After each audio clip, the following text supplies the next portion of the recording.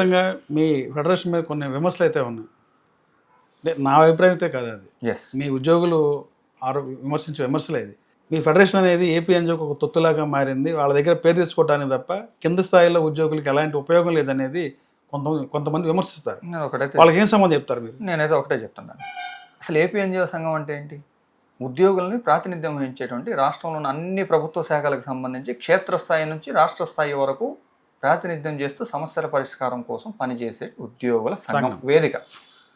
అటువంటి సంఘంకి తొత్తుగా ఉండటం వల్ల ఏం అంటే తొత్తు అంటే దాని మీనింగ్ ఏంటో ఐ డోంట్ నో.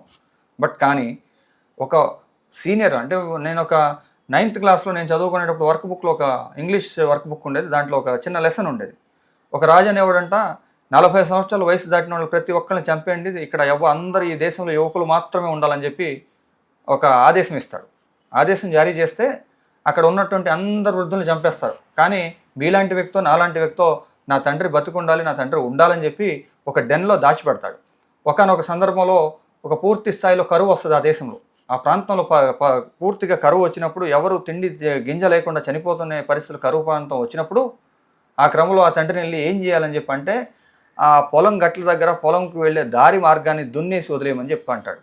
ఎందుకు చెప్పాడంటే ఆనాడు ఇవి వడ్ల గింజలు తీసుకెళ్లేటప్పుడు చల్లేటప్పుడు అవి పండినటువంటి ధాన్యం ఇంటికి తీసుకెళ్తున్నప్పుడు ఆ దారిలో పడతాయిరా, వాటిని దున్నినప్పుడు అవి మొలకెత్తుతాయి, పంట వస్తుంది అని చెప్పి దాని ఉద్దేశం. అంటే ఒక సీనియర్ వ్యక్తో లేకపోతే అనుభవం కలిగినటువంటి వ్యక్తి చెప్పేటువంటి మాట ద్వారా అక్కడ ఉన్నటువంటి కరువు నశించింది. అంటే దీన్నే ఎగ్జాంపుల్ తీసుకొని నేను ఆ విషయాన్ని పాటిస్తాను తప్ప ఎవరికి తొత్తుగానో ఇంకొకటో కాదు. పెద్దలు అంటే పెద్దల్ని గౌరవించటం లేనిటువంటి సాంప్రదాయం అనేది ఎప్పటికీ కూడా అది ఆ వ్యక్తి కావచ్చు, వ్యవస్థ కావచ్చు, ఇంకొకరు కావచ్చు, ఎవరైనా కావచ్చు, అది లేనిటువంటి సంస్కృతి లేనిటువంటి వ్యక్తులు ఎప్పటికీ ఎక్కడ కూడా రాణించలేరని, వాళ్ళు ఎటువంటి మనుగడ సాగించలేరని, తాత్కాలికంగా కలిగే ఏ ఉపశమనం కూడా భవిష్యత్తుకి మంచిది కాదనేటువంటి విషయాన్ని మీ ద్వారా ఈ ఫెడరేషన్ మీద విన తొత్తు అన్నటువంటి అంశానికి నా వివరణ ఇది. రెండో అంశంగా మేము ఉద్యోగులకు పనిచేసే క్రమంలో రాష్ట్ర ప్రభుత్వంతో డైరెక్ట్గా డీలింగ్ ఉన్నటువంటి సంఘం, ఉండేటువంటి సంఘం, 75 సంవత్సరాల చరిత్ర కలిగిన సంఘం ఏపీ ఎన్జిఓ సంఘం కాబట్టి ఆ సంఘం ద్వారా లాబింగ్ ఏదైతే ప్రభుత్వంతో చర్చలు చేయడానికి ప్రతిసారి కూడా అవకాశం ఉండే సంఘం వాళ్ళకి అధ్యక్ష కార్యదర్శులు ఏదైతే సంఘానికి ఉంటారో వారికి full time on duty other duty ఇస్తారు. వాళ్ళు ప్రభుత్వ ఉద్యోగుల సమస్యల మీద కంటిన్యూస్గా పనిచేసేటువంటి అవకాశం మాకు ఉండదు. అది మేము బయటికి వెళ్ళాలంటే సెలవు పెట్టాల్సిన పరిస్థితి లేదా మీ అనుమతి తీసుకోవాల్సిన పరిస్థితి అధికారుల దగ్గర, ఇలాంటి పరిస్థితి. ఉద్యోగుల కోసం కంటిన్యూస్గా పనిచేసేటువంటి వ్యవస్థ, దానికి ఒక స్ట్రక్చర్, ఒక పద్ధతి కలిగినటువంటి సంఘం ఎన్జిఓ సంఘం. అలాగే ఏపీజేఏసీలో అన్ని శాఖలకు సంబంధించినటువంటి సంఘాలు భాగస్వామ్య సంఘాలుగా ఉంటాయి. దాంట్లో మా సంఘం కూడా తీసుకున్నారు, మా సంఘానికి కూడా అవకాశం కల్పించారు. ఆ ఏపీజేఏసీలో నాకు రాష్ట్ర కార్యదర్శిగా బాధ్యత కూడా అప్పగించారని చెప్పి మీకు తెలియజేస్తాం. ఈ గ్రామ వార్డు ఉద్యోగ సమస్యల మీద భవిష్యత్తులో 2 జేఏసీలు కలిసి పోరాటం చేస్తాయి. అసలు 2 జేఏసీలు అనేటువంటి కాన్సెప్ట్ లేదు. శ్రీకాకుళం ఇప్పటికే మధుబాబు అని చెప్పి ఒక జేఏసీని ఒక ఫామ్ చేయడం జరిగింది. నేను ఒక మాట చెప్తాను, అంటే ఏ వ్యక్తిని లేదా వ్యక్తులను నేను విమర్శ చేయను, ఎవరి అభిప్రాయాన్ని కూడా వ్యతిరేకించను, ప్రతి ఒక్కరి అభిప్రాయాన్ని గౌరవిస్తాను. కానీ నేను ఇంకొక అంటే మీరు స్పెషల్గా ఉద్యోగుల సమస్యల మీద చేస్తున్నటువంటి ఇంటర్వ్యూ కనుక వేరే వ్యక్తుల యొక్క అంశాన్ని అయితే దీంట్లో ఉద్దేశించిన మధుబాబు జేఏసీ అన్నా కూడా మీ సచివాలయ ఉద్యోగులకు సంబంధించి కదా. నేను కాదనట్లా. నేను ఇక్కడ ఏంటంటున్నానంటే మాతో పాటు జత కట్టినటువంటి సంఘాలు, ఈ రాష్ట్రంలో ఉన్నటువంటి గ్రామ వార్డు సచివాలయ ఉద్యోగులు ప్రాతినిధ్యం వహించేటువంటి 95%, 98% సంఘాలన్నీ మాతో ఉన్నాయి. ఇంకా నేను వేరే వ్యక్తుల ప్రస్తావనని అంగీకరించడం సమంజసం కాదని, బట్ మేమేదో గొప్ప అని కానీ ఇంకొకరు తక్కువ అని కానీ నేను చెప్పను. బట్ మా వైపుగా ఉన్నటువంటి మా సోర్సెస్ ఇవి, మాకు అవకాశాలు ఇవి. ప్రతి ఉద్యోగికి జరిగినటువంటి ప్రతి మెయిల్లో కూడా, గ్రామ వార్డు సచివాలయ ఉద్యోగికి జరిగిన ప్రతి మెయిల్లో కూడా 95% మా పని లేకుండా, మా కష్టం లేకుండా జరగలేదనేటువంటి విషయం మీ దృష్టికి తీసుకొస్తాం. ఇక్కడ జేఏసీలు అనే కాన్సెప్ట్ లేదు. మేము ఆ సమస్య వచ్చినప్పుడు కలిసి పనిచేసాం. We're not against anybody. మేమంతా కలిసే ప్రభుత్వం దగ్గరికి వెళ్ళి చర్చలు జరిపాం. మాకు ఎటువంటి భేషజాలు ఇంకొక అంశం లేదు. దయచేసి ఈ విషయాన్ని ప్రభుత్వ ఉద్యోగులకు సంబంధించి రాష్ట్ర ప్రభుత్వం ఇచ్చినటువంటి డిఏల దాని మీద ఏం చెప్తారు? ఇప్పటికే 4 డిఏలు పెండింగ్ ఉన్నాయని చెప్పి అన్నారు, 1 డిఏ ఇచ్చారు. ప్రస్తుత పరిస్థితి ఏంటి? అంటే డిఏలు అయితే ప్రభుత్వం 6 మాసాలకు ఒకసారి ఇవ్వాలి, ధరల సూచికను అనుసరించి. దానికి సంబంధించి ప్రతి 6 మాసాలకి మంజూరు చేస్తూ ఇవ్వాలి. ఈ విషయంలో అయితే జాప్యం జరుగుతుంది, ఇబ్బంది కలిగించే అంశం ఇది. తద్వారా ఆ వచ్చేటువంటి 600, 1000, 800, 1100, 2000 అంటే ఆ శాలరీని బేసిక్ని బట్టి వస్తుంది. 3000 ఎంత ఉంటుంది. అది వస్తే ఈ 6 నెలలకి జనవరికి వస్తే బాబుకి స్కూల్ ఫీజు కట్టవచ్చును, లేకపోతే పిల్లలకి ఏదన్నా వస్తువు కొనుక్కోవచ్చును, లేకపోతే ఇంట్లో ఏదైనా ఫ్రిడ్జ్ పాడైతేనో వాషింగ్, అలాంటి ఆలోచనలు ప్రభుత్వ ఉద్యోగులు సాధారణంగా కలిగి ఉంటారు. ఇవన్నీ కూడా రానప్పుడు కాస్త నిరాసక్తతకు, ఇబ్బందికి గురయ్యేటువంటి అంశాలు ఉన్నాయి. అది మాలాంటి చిన్న ఉద్యోగులు అయితే ఆ 1000 రూపాయలు 800, 900 వస్తే ఏదన్నా ఇంటికో లేకపోతే చిన్న లోన్ తీసుకొనైనా ఏదైనా చేసుకోవచ్చు అనే పరిస్థితి ఉంటుంది. కాబట్టి దానికోసం ప్రభుత్వాలు సత్వర చర్యలు తీసుకోవడం కోసం మా పెద్దలు దాన్ని చర్చిస్తున్నారు. అది జరుగుతుంది. సచివాలయ ఉద్యోగులు ఒక ఏఎన్ఎం వర్క్ చేస్తుంటే ఆవిడ ఒక సెలవు పెట్టాలంటే సచివాలయానికి సంబంధించినటువంటి అడ్మిన్ అడగాల, తర్వాత ఎంపీడీఓ పర్మిషన్ తీసుకోవాలి, పిఎస్సిలో డాక్టర్ పర్మిషన్ తీసుకోవాలి. ఒక వ్యక్తి పర్మిషన్ తీసి సెలవు కావాలంటే 3 అడగాల్సి వస్తుంది. ఎస్ సార్, మీరు ఏదైతే చెప్పారో నేను మహిళలు మీ సచివాలయ ఉద్యోగుల్లో దాదాపు 50% మహిళలు ఎక్కువ ఉన్నారు. మోర్ దెన్ వాళ్ళ సమస్యలు కూడా చాలా అనేకం ఉన్నాయి. ఈ సమస్యలు మీరు ఎలా ఫైట్ చేస్తారు?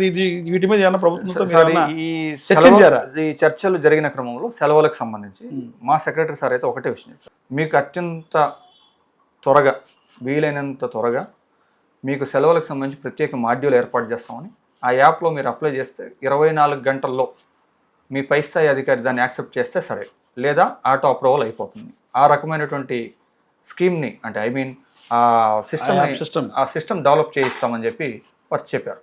2, మీరు అన్నట్టుగానే ఈ ఉద్యోగులు ఎవరైతే ఏఎన్ఎం కావచ్చు, మహిళలు ఎవరైనా అలాంటిటువంటి పరిస్థితులే నేను కూడా ప్రత్యక్షంగా కొన్ని విషయాలను డీల్ చేసిన క్రమంలో ఒక మహిళా ఉద్యోగి తల్లికి బాగాలేదని చెప్పి వారి తల్లి సర్జరీ చేయకపోతే చనిపోయేటువంటి పరిస్థితుల్లో ప్రమాదకరమైన స్థితిలో ఉన్నారని చెప్పినా కూడా ఒక కర్కశమైనటువంటి అధికారి, అంటే అతని అధికారి అనటం కంటే కూడా అతనికంటే ఒక ప్లాట్ఫామ్ పక్కన నిద్రపోయేటువంటి ఒక బిచ్చగాడు మేలని చెప్పి అంటాను. కనీసం చదువుకున్నటువంటి ఒక సంస్కారం కానీ ఇంకొకటి కానీ లేకుండా అత్యంత సంస్కార విహీనంగా, అంటే కొంతమంది అధికారులు ఏ రకంగా చేస్తా ఉన్నారు మీరు అన్నట్టుగా సార్, ఆ మహిళ రియాలిటీ జరుగుతున్న రియాలిటీది మహిళ వెళ్ళి సార్ మా అమ్మగారికి సర్జరీ చేస్తే బతుకుతారో చనిపోతారో తెలియనిటువంటి పరిస్థితి, సెలవు మంజూరు చేయండి అని చెప్పి అడిగితే ఆ బిచ్చగాడు, ఆ వెధవ ఎవరైతే దుర్మార్గుడుగా అక్కడ ఉన్నటువంటి అధికారి సెలవు మంజూరు చేయలేదు. ఇటీవల కొన్ని సంఘటనలు వింటా ఉన్నాం. కేవలం సెలవు ఇవ్వకపోవడం వల్ల ఒత్తిడికి గురయ్యి అంటే చనిపోయినటువంటి సంఘటన ఇటీవల సూసైడ్ చేసుకున్నటువంటి ఘటన అనకాపల్లి జిల్లాలో జరిగిందని చెప్పి మా ఉద్యోగులు మా దృష్టికి తీసుకొచ్చారు. ఆ క్రమంలో ఉద్యోగ సంఘాల ప్రతినిధులు కూడా అక్కడికి వెళ్ళారు, నిరసన కార్యక్రమాలు చేశారు.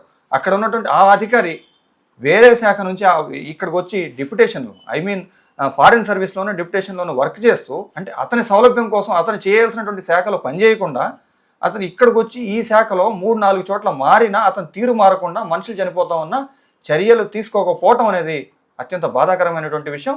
ఈ క్రమంలో ఉద్యోగులకు సెలవుల మంజూరులో 3-4 అధికారులు ఉన్నటువంటి సెలవు రిక్వెస్ట్ చేసుకునే పరిస్థితిని విముక్తి కల్పించాలని చెప్పి కోరి ఉన్నాం. మహిళల విషయంలో చాలా ఇబ్బంది పడే పరిస్థితి రాబోయే మరికొంత సమయం, మరికొన్ని రోజుల్లో దీని మీద స్పష్టంగా ప్రభుత్వం, మా శాఖ అధికారులు చర్యలు తీసుకుంటారని మేము విశ్వసిస్తూ ఉన్నాం. అది కన్నా జరిగితే మా అందరికీ మేలు జరుగుతుంది. ఒకవేళ ఈ క్రమంలో గన సెలవుల మంజూరులో జాప్యం జరిగినా, ఇంకొకటి జరిగినా మా పెద్దల దృష్టికి తీసుకెళ్తాం, ప్రభుత్వం దృష్టికి తీసుకెళ్తాం. తప్పనిసరిగా ఇతర ప్రభుత్వ ఉద్యోగులకి ఏ రకంగా అయితే సెలవులు మంజూరు చేయబడతాయో ఆ రకంగా మంజూరు చేయొచ్చు. అయితే ఉద్యోగులు కూడా గమనించాలి, ఇక్కడ ఉద్యోగి సెలవు అనేది ప్రభుత్వ ఉద్యోగి హక్కు కాదు. Point to be noted. ఇది మీ ద్వారా మా ఉద్యోగులకి ప్రజల దృష్టికి కూడా తీసుకొస్తా ఉన్నాం. సెలవు అనేది ప్రభుత్వ ఉద్యోగి హక్కు కాదు, కానీ ఆ పరిస్థితి క్లిష్టంగా ఉన్నప్పుడు ఆలోచించి మానవత్వంతో సహకరించవలసిన బాధ్యత మా పై స్థాయిలో ఉన్నటువంటి అధికారిది. వీళ్ళు చేసినటువంటి అంశాలు రాష్ట్ర స్థాయిలో ఉన్న అధికారులకు తెలియట్లేదు. సో ఈ క్రమంలో మేము తెలియజేసే ప్రయత్నాలు చేసాం. ఇప్పుడు జరుగుతుంది. మా సార్ అయితే చేస్తారని గౌరవ సెక్రటరీ గారి మీద నాకు నమ్మకం ఉంది. తప్పనిసరిగా జరుగుతుంది. ఇన్ కేస్ ఇలాంటి పరిస్థితి కొనసాగుతూ ఉంటే, ఇదే కాదు టీసీలు వీసీలు కూడా రాత్రి 9-10 గంటలకు కూడా కండక్ట్ చేస్తున్న అంశాలు ఉన్నాయి. ఆదివారాలు, పండగ రోజులు, సెలవు రోజుల్లో ప్రత్యేక విధులు అని చెప్పి పిలిపిస్తూ ఉన్నారు. వాంటెడ్గా ఇలాంటి విధులన్నిటి నుంచి కూడా విముక్తి కల్పిస్తారని చెప్పి భావిస్తూ ఉన్నాం.